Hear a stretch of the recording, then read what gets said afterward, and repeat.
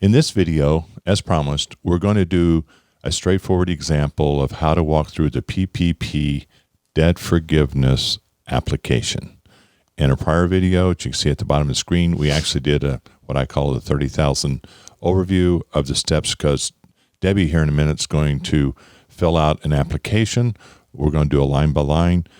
But the most important thing in that, if she jumps around and sounds confusing, one, it's a tough application. But secondly, you can go back to the video on the overview, and all we did there was just move back and forth on the presentation. So in this video, we're going to start with a straightforward application. So Debbie, I'm going to be the small business, so here's kind of the play. This is in step 3, so I want to maximize my forgiveness. And as we talked, it's how you spend the money. So step 1 was filing for the loan through the bank. Step 2 was how to spend our money. And so now we're getting to the end of our covered period. And at the time of doing this presentation, we realized the House and Senate has some legislation out there, but the process, this application, they may change a number or they may change a percentage, but what you're getting ready to do here today is going to be a just straightforward walkthrough of how to. And I think that's very important. So here's what we got. I got a $50,000. I'm the small business. I got a $50,000 PPP loan in step 1. Now I've got to the end of, in my case, I'm in an 8-week covered period, and I've now spent the money. I've tried to comply with the 75 on payroll, the 25. You've been helping me along with this. So with that, I got my money on April 15th. Mm-hmm. That day started my covered period. Now there's exceptions to payroll, but other than that, it's covered period. And I'm going to be bi-monthly on my payroll. So with that, why am I worried about that? Trying to watch that 8-week thing. I had 5 full-time employees, and during the covered period, I started with 5 and I ended with 5. They all work 40 hours a week. And why is that important? There is the stipulation in here of full-time equivalents, FTEs. Okay. So you need to know how many hours, average hours per week your employees worked. If they worked 40 hours a week, then that equals 1 full-time equivalent employee. So in this example, if I started my covered period with 5, mm-hmm. I ended my period with 5, and I kept them at 40 hours a week, and I paid them at least the same pay, then this would be how that we would do an example. And again, the one thing I want to say, I'm probably a little of my science background, but also the accounting, is it's like, and maybe let's make it simple, it's like making chili, is that you only change one factor at a time. So this is basic chili. We haven't put the pepper in it, which is the FTEs. We haven't put the spices and stuff. But right now, you change one thing at a time. So let's build that foundation. And then as we go through it, we may show you how easy one thing can make a difference. So Debbie, please. Okay. So on your application, you will start on page 1. You'll enter your information that you know, your knowns. So you have your PPP loan amount, $50,000. Our loan disbursement date was April 15th. We had 5 employees at the time of application, and the time of forgiveness, we have 5 employees. So we can look at our payroll schedule. We are twice a month. Our cover period, once again, is 4/15 to 6/9. So Deb, that number there is going to be based on whenever, I understand, that was the date, because you called and asked me, when did the money hit the bank? So that that's is an the important day. date. Yes, that starts my covered period, and covered period, you told me to start spending my money correctly. Yes. Okay. So you do have the option, if your payroll periods are a little off from the date that the money hits your bank account, you can choose to use an alternate payroll period. So our client's first payroll date was 4/16 after they got the money. You can't go backwards. Right. And so it has to be after you got the money. So here we're talking about the payroll only. The other expenditures like utilities and rent and mortgage interest, those go off of your normal 8 week. You can't select a different alternative for those. So all those start on, and in my case, started on April 15th, mm-hmm. and I'm locked into that under current law. Yes.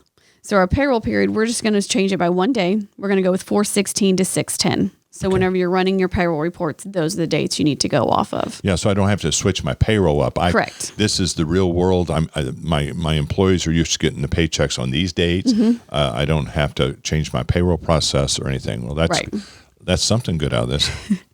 So we get to line 1, payroll costs. We're going to enter the amount from PPP Schedule A, line 10. So once again, back in the other video where we already discussed this, we know when we get to line 10 on Schedule A, that actually comes from all the lines above it. So in this example, line 1, enter cash compensation, PPP Schedule A worksheet, table 1, we have to then go all the way over here. This is where we're entering our employees' information, how much they got paid in our 8-week period. So on this, we have 5 employees. This is their cash compensation. We've already know that they work 40 hours a week. So their average FTE, you take 40 hours a week, divided by 40, that gives you a 1. So they all equal a 1 because they're all working 40 hours a week throughout this 8-week period. Okay. So the end result of this is we have $43,000 spent in payroll cost, and our average FTE equivalent is a 1. So we come back to our PPP Schedule A, enter our $43,000 here, and we have a 1. Okay, can I ask a question? Is that 1? You brought that over from the worksheet that you were just on, and that I look down through there and I see 5 1s, and I want to total that up to 5. You don't total that up. No, this is an average. That's an average. So, for example, if one of those employees had been laid off during the period, in theory, that number 1 would have been 4 divided by 5, Correct. which is my base, and then that 1 would have been a 0.8, which Correct. would have meant I could have had. We would have had some issues with our loan forgiveness in the end. But that 1 is important because that 1 at this juncture for this test means I'm doing good. I'm qualifying for everything. Yes, that is correct. I like that. In this example, we don't have to deal. Everyone met the 75% test for their payroll, so we have nothing there. Table 2, in our example, no one's making over $100,000, so we don't have anybody here. So this information, nothing goes here. Line 6, 7, and 8, these are health insurance and retirement plans. This is a small business. They actually don't cover health insurance. And as far as state and local taxes, they have kept everybody employed for many years, so their unemployment rate is actually 0. So nothing is there. Line 9, compensation to owners. This is an S corp, so the owner's compensation is actually included in line 1. Then down at the bottom, our average FTEs during the borrower's chosen period. Our equivalent is a 1, so we get our equivalents as a 1 here. So does that mean, in effect, over on the worksheet, I don't have to go over and do that part of the work? If you'll point down where that area is there, the worksheet area, the questions for the FTE equivalents? Yes. So there, if I had somebody part-time or whatever, then I would have went back to the worksheet at the bottom of the page and filled that out. When you get to your average FTEs and figuring that out, they do not have a calculator or anything in here to assist you in figuring out what your FTEs are if people aren't working over 40 hours a week, or if you have more than so many employees. You're going to want to look for in a spreadsheet to help you calculate that. Okay. So we can kind of move that worksheet away. What's the purpose of that bottom third?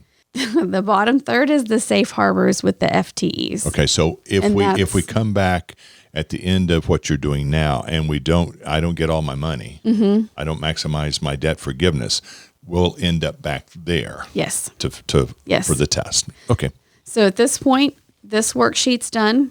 At this point, we carry the $43,000 over to here. So this worksheet is done as well. So we're collapsing back to where we have this. So payroll costs $43,000. They are paying rent. They paid $7,000 in rent over our 8-week period. They have utilities of $1,500 over the same period. We go on down. We're going to add these lines together. $51,500 is how much money we have spent during the 8-week period. So this is kind of my second test. Have we spent all the money? That's what this is. And here, line 7, our FTE reduction quotation is a 1. So right there, if that number would have been a 0.8 or a 0.75, then at that point, we might have a couple issues in getting our money forgiven. Line 8, we're going to take line 6 times line 7. This is where we get reduced because of that FTE, but lucky for us, we are at a 1, so it stays the same. Then we put in, what is our loan amount? We bring that down from the top, $50,000. Here is where we check to see if we met our 75% requirement in payroll as a whole, spending that money. Right here, it says that our 75% would have been $57,333. So we know we spent $43,000 on that. So we actually are good, because this is where it is confusing. You see that $57,333 and you're like, oh, I didn't spend $57,000. That's not true. You are at this point, you're entering the smaller amount of 8, 9, and 10. Okay, and that's where in the overview we talked about this is, except for safe harbor, this is our answer on this application. We get the lesser of, and I'm going to look at what you've got up there, line 8, which is what we spent during the covered period. Yes. I wish they had put that on that line. Next is what did we do in step 1 for the PPP loan? Yep, this is and that's our what loan got amount. deposited in May in my bank account. Yep. And then the final number is to make sure I spent the appropriate amount on payroll. Yes. So our lowest amount is $50,000, which is our loan amount. So that means we are 100% forgiven. So I now can stay away from that Schedule A worksheet at the bottom third of the page and have to do all the FTE equivalency, et cetera. Right. And so the key here is I like a 1, and we want to make sure that our full-time equivalents are a 1 and that we meet the 75% test. 75% test. And then also we want to be sure we meet our 0.75 as far as payroll. And then you have to spend all the money. I think this has been a good discussion. Now, what happened? There's some questions out there. Like I noticed that I didn't pay health insurance. I'm pretending to be the small business. So if I pay health insurance, does that cover everybody? It doesn't. It covers all of your employees, but it does not cover the owners. So it doesn't cover the owners. What we talked about, mentioned over on go back to the worksheet where the FTEs were at. Yeah, there, and where we had the ones, and we said if one of those people got laid off, that one, if you'll point to it, that one there would be then 0.8. Well, can I get any more debt forgiveness if I added an employee and we had 6 employees instead of 5? Can I get more debt forgiveness? No, you can only get. Come on, I'm trying to trick you. I'm trying to get those big numbers. You can't get anything forgiven over and above your loan amount. Well, I'm focused on 8, 9, and 10. You don't have to rehire the same employee. If you lost one, pick up a new one. Yeah, or let's say somebody didn't come back. I can put in writing to them to come back. Yes. And the thing about it, because this is where it really gets confusing, that person doesn't come back. Then I understand it doesn't count again. That FTE still qualifies for whatever hours they will be. And so that is where you get into things down at the bottom in all of your safe harbors. Okay. And what we will do is on all the safe harbors, I think, again, try to keep these short. So to lead in there, when we get into these equivalents, it's not a 1. We'll be doing a separate video on that. And we'll come back at that appropriate time. But the big takeaway here is we were trying to do a very straightforward application, and we can show you how things change. But again, there's a lot of people right now are at the end of their covered period of 8 weeks, and the law may change, but everything we did here is correct. And the other thing I want to say is that if they do happen to change the law, it's still important to get those applications into the bank, because if part of your debt isn't forgiven, interest is running. Right. So again, we'll do a separate one on that. Laura, any takeaways here? I would say maybe we just address a couple points that might change if some of the bills pass. So something like the 75-25 ratio, that is something that might change. Right now it's 75-25, but we need to be aware that if laws change. One of the bills right now proposed is at 60-40.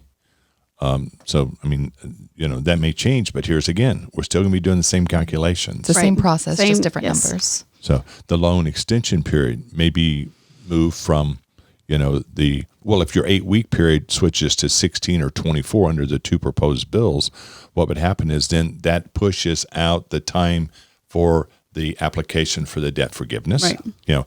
So I think one of the bills goes all the way out to December 31st. But again, we still have to do it for the Right. purpose of this video. We're still doing the same thing. I just think it's important that this video is going to work in the future. Right.